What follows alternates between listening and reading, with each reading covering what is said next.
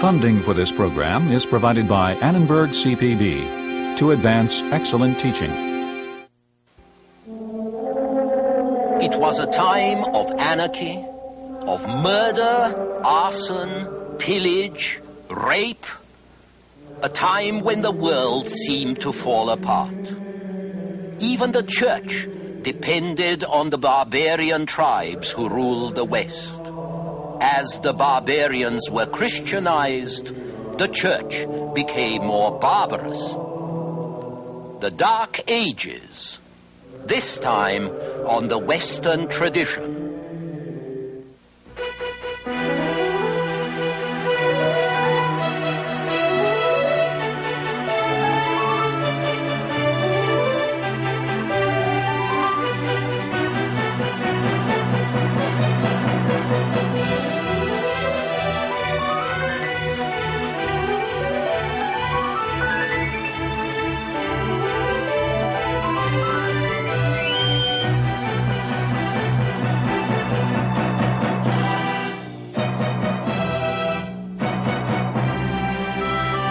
And now UCLA professor Eugen Weber's continuing journey through the history of Western civilization.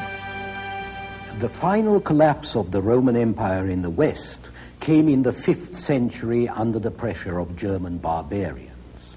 3 centuries later, on Christmas Day of the year 800, a German was crowned in Rome as Emperor of the West.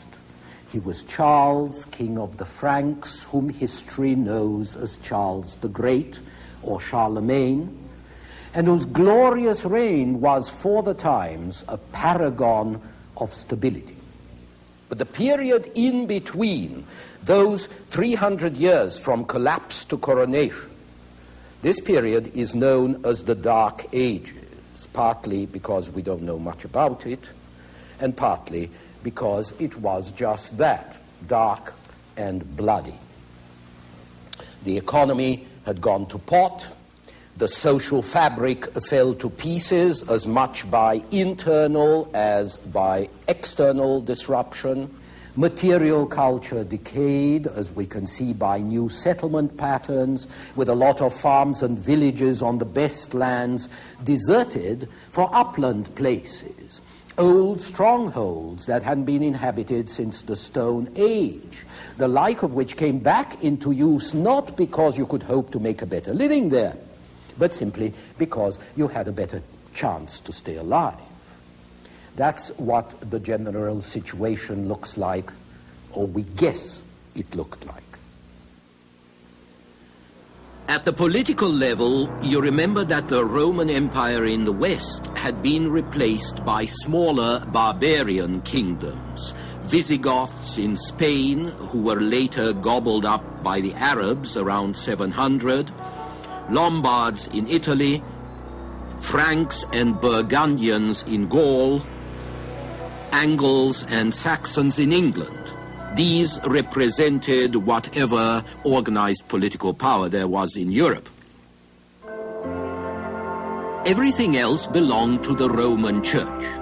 Moral authority, learning, the prestige of the Roman name, and the care of the people. It was to the bishop that ordinary people looked for leadership in Christian society. All this time, a process of assimilation was going on. The barbarians were converted to Christianity in the 5th and 6th centuries and acquired a thin Roman veneer. But as the barbarians were converted to Christianity, the church was increasingly barbarized. You can see this in the description that Gregory of Tours gives us of how things were in the kingdom of the Franks during the second half of the 6th century. Gregory, seen here in an illuminated manuscript from the 10th century, was himself a man of aristocratic Gallic lineage, a descendant of Roman officials, a member of a dynasty of bishops. But Frankish history, at least what we know of it from Gregory, is one long tale of arson and rape, murder and perjury, sons strangling their mothers, mothers throwing their sons down a well, people getting kicked or burnt to death at a friendly banquet, wives encouraging their lovers to murder their husbands and then in due course murdering their daughters because they were afraid that they might tempt the lover away, incest rife and sometimes leading to murder, servants and allies betraying or poisoning their masters and their friends. This all came to a high point, or rather low point, with the death of Queen Brunhildis, who was captured along with her 3 sons by her enemies, tortured for 3 days, and on the 4th paraded round the camp on a camel, in what state you can imagine. And then she was fastened by her hair, an arm and a foot to the tails of wild horses, and torn limb from limb. But the fate of one of her sons is particularly interesting because even though 2 of the lads were killed at once, one happened to be the godson of the captor, and so he was spared and left to finish his life in a monastery, a good indication of the strength of religious bonds even in a brutish, superstitious world. It was on these savage barbarians that the church was increasingly dependent. Consequently, the outward decline in the condition of culture was accompanied by a deterioration of moral standards among the clergy. We have to remember that these standards, at least at the higher levels, which are the only ones visible to us, continue to be those of the Roman world. So we shouldn't be surprised that bishops had slaves and concubines as other gentlemen did. But we also find bishops who wear mail and sword under their vestments, presumably for ready use, and who despoil poor men of their holdings and sometimes of their wives as well. There is a scene at the table of a Frankish king where 2 bishops accuse each other of licentiousness, and there are many scenes where the bishops get so drunk that they can't even recognize their guests. The world which Gregory of Tours describes is a world of violence and corruption, in which rulers set the example of injustice and contempt for the law, and where even the barbaric virtues like loyalty and military honor are no longer preserved. In such a world, religion was able to maintain its power only by the terror and the awe that its supernatural prestige sometimes inspired, and by the threat of spiritual violence which it used to protect itself from the physical violence of barbarism. Fear of the wrath of God, fear of the vengeance of the saints, these were the only things that might intimidate the lawless ruffians who were so common among the new ruling classes. This is the period when saints played their most important part. Here, for instance, is Saint Cuthbert, who once revived a dying baby with a kiss. In the Dark Ages, saints were not merely models of moral perfection whose prayers were invoked by the church. They were very pragmatic forces who played a constant part in daily life, intervening in very practical ways, so that the fishermen of Naples scourged their saints when they caught no fish. Saints were, in effect, supernatural powers, and they were thought to live in the sanctuaries from which they could watch over the welfare of their land and their people. The most important saint for Gregory was St. Martin, whose shrine at Tours was considered a fountain of grace and miraculous healing to which the sick came from every part of Gaul. St. Martin was thought to be particularly good against epilepsy and impotence. The shrine at Tours was destroyed in 853, and it was replaced several times, this one being the latest version. The original shrine was a sanctuary where fugitive slaves, escaped criminals, people outlawed by the king could all find refuge and supernatural protection. As a result, it was chock full of refugees. In principle, any church was supposed to provide sanctuary, but it had to be a pretty important saint who could actually frighten the great lords or the king from robbing the saint's property or from shedding blood on his premises. Those churches that were spared owed it largely to the power of their patron saint. And so the early centuries of the Middle Ages see the rise of a new Christian mythology in the West, the legends of the saints like Saint Yrieix here, which represented the other side of the dark picture of barbarian society that Gregory wrote about. On one side, we see a world of violence and injustice which is sinking to destruction by its own weight.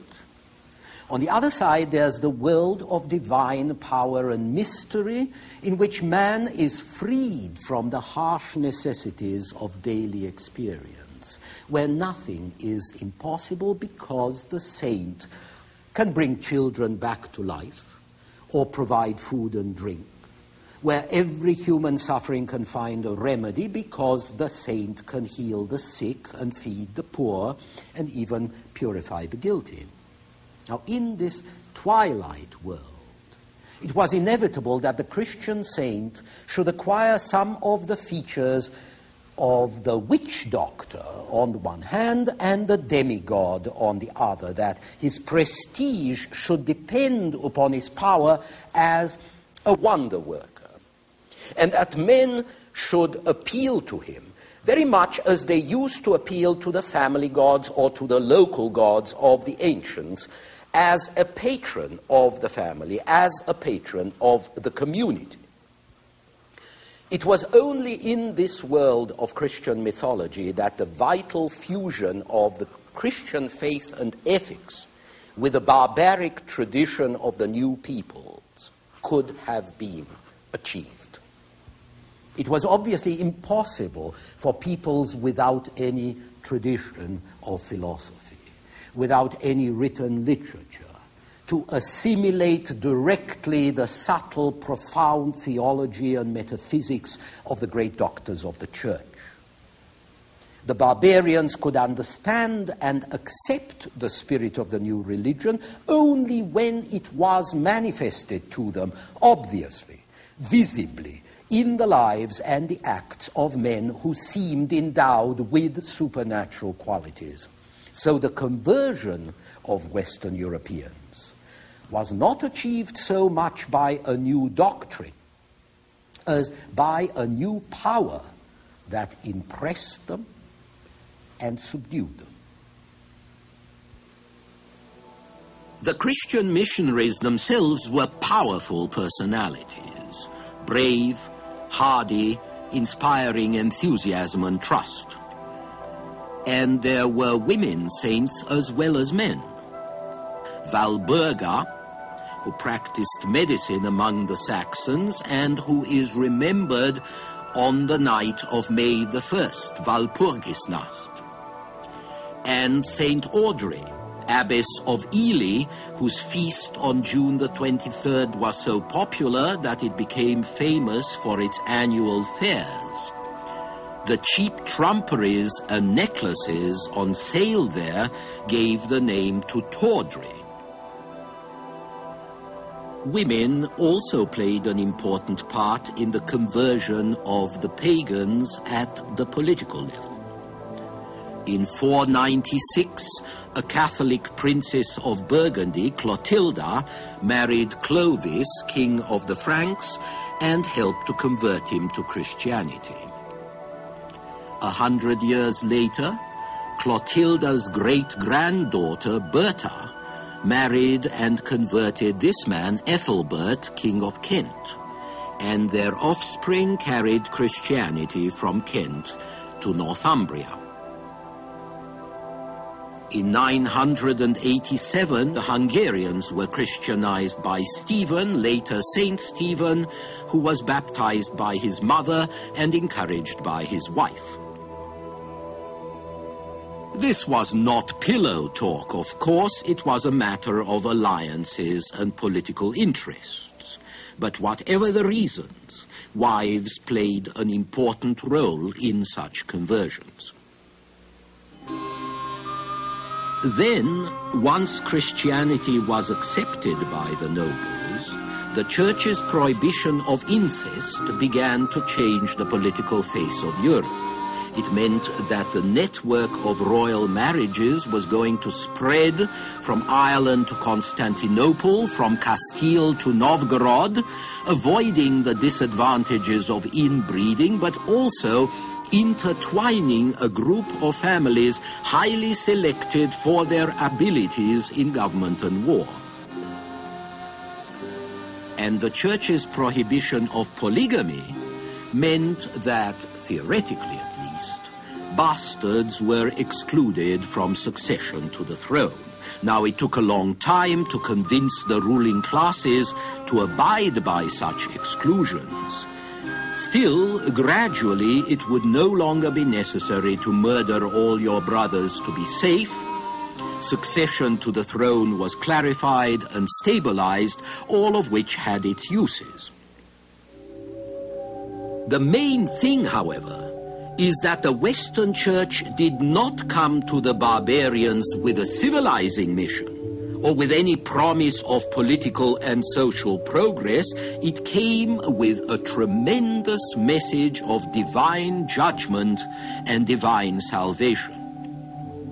Humanity was born under a curse. It was enslaved by the dark powers of cosmic evil. It was sinking ever deeper under the burden of its own guilt.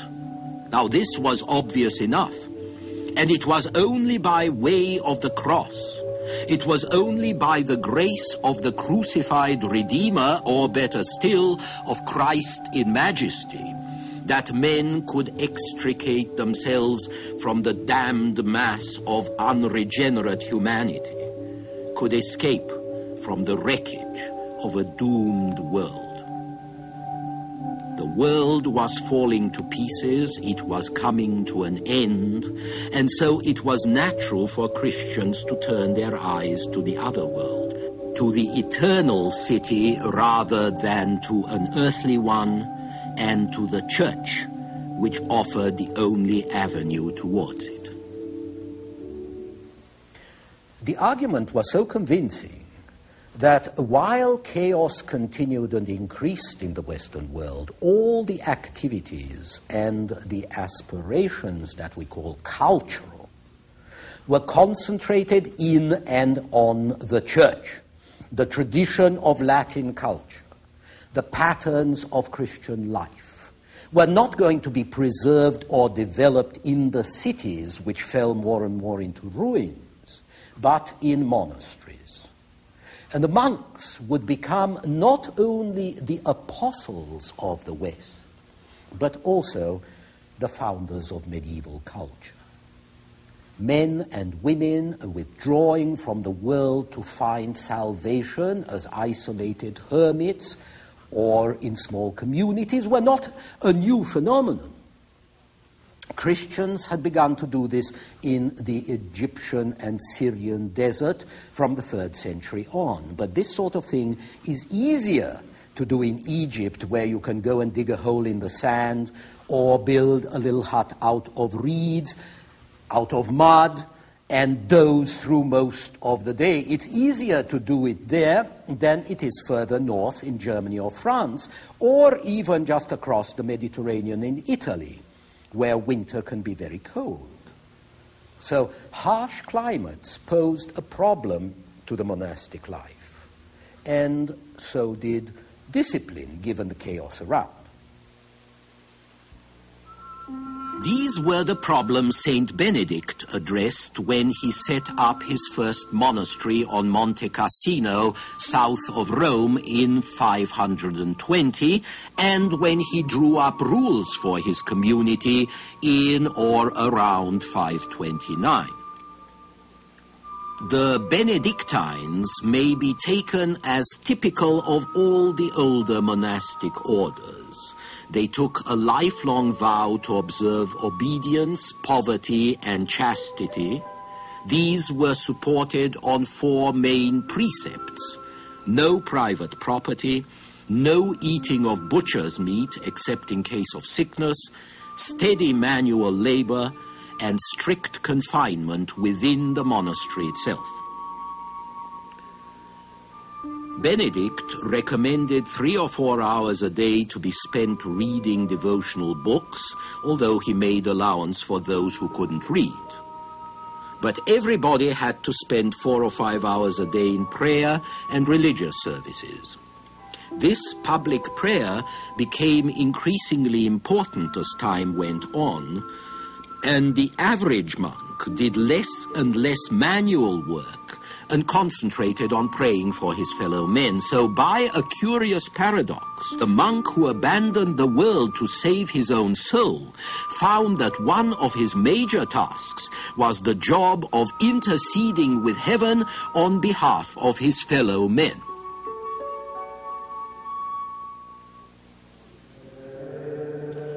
The rule of Saint Benedict is a model of practical and spiritual wisdom, even to recommending how monks should sleep.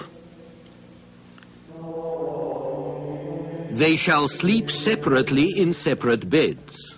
A candle shall always be burning in their cell until early in the morning. They shall sleep clothed and girt with belts or ropes, and they shall not have their knives at their sides, lest perchance in a dream they should wound the sleepers.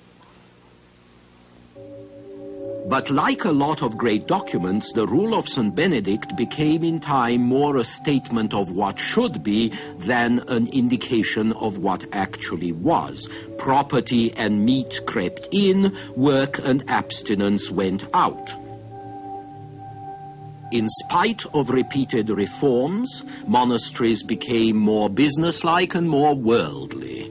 This isn't surprising when you consider that in a troubled, violent, unsafe world, monasteries and convents afforded shelter and a minimum of order and comfort to a greater extent and for longer periods of time than any other residential establishment. The shelter wasn't merely physical, of course, it was spiritual too. Men and women crept into monasteries out of the cold, chilled to the marrow by the wickedness and wildness outside, envisaging the cloister as a refuge where they could keep warm in the faith. They could also maintain what bits and pieces of civilization were left, copying and illustrating old manuscripts when they weren't scraping them off to make room for something else. And they could spread the Christian message by missionary work, not just by sending out fiery preachers, but by example. Monasteries were sited in rural areas, and it was the monks who converted illiterate and heathen peasant populations, and who also probably introduced agricultural and technological improvements that were going to change the quality of life all over Europe. The Dark Ages must have been incredibly dismal, with raids and counter-raids, ambushes, robberies, murder, looting, kidnapping, torture, and drunken brawls ending in bloodshed. and hands and ears and noses cut off, which was considered a more Christian treatment of criminals or enemies than putting them to death. But through all this, life went on. In burghs and monasteries and fortified manors, people maintained a minimal security. Merchants traveled on the old Roman roads. They were robbed once and twice, but they went on trading. Above all, men and women went on sowing, harvesting, driving the pigs into the forest, driving the cattle out to pasture to feed themselves and their masters as best they could. Next time, we shall see how the Dark Ages came to an end, although not the darkness.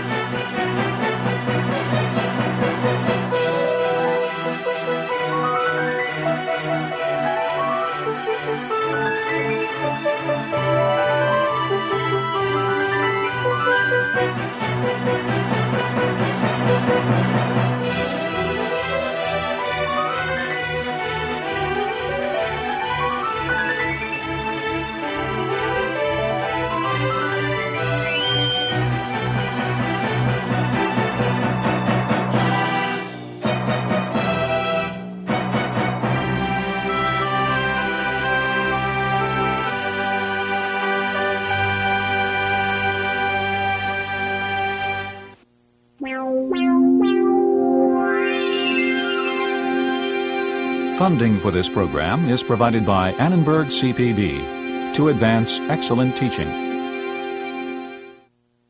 For information about this and other Annenberg CPB programs, call 1-800-LEARNER and visit us at www.learner.org.